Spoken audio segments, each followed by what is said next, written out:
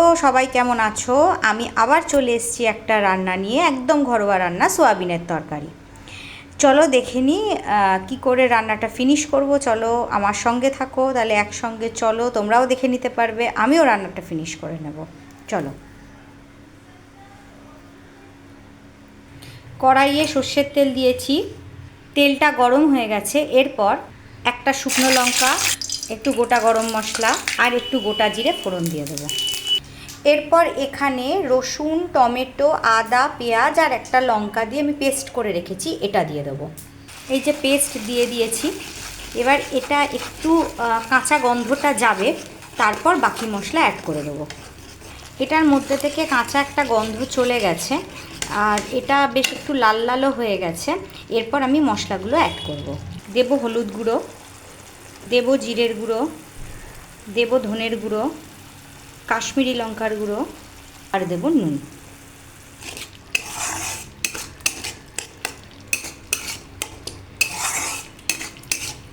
এবার এটা একটু কষবে, একটু তেল ছাড়বে, তারপরে আমি সয়াবিন আর আলুটাকে একটু নুন দিয়ে সিদ্ধ করে রেখেছি সেটা দিয়ে দেবো। এই যে মশলা থেকে তেল ছেড়ে দিয়েছে।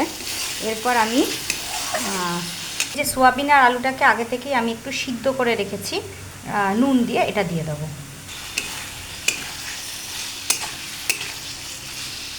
এবার এটা 2-3 মিনিট একটু কষাবো, কষিয়ে তারপরে জল দিয়ে দেবো। আর বারবার বলছি জল কিন্তু ইউজ হবে, আমি একটু জলটাকে 19 গরম করে তারপর দেবো। এই যে একদম কষা কষা হয়ে গেছে, কষানো হয়ে গেছে। এরপর আমি ভালোভাবে এটা মশলাটা ঢুকে যায় এর মধ্যে, এরপর আমি জল দিয়ে দেবো।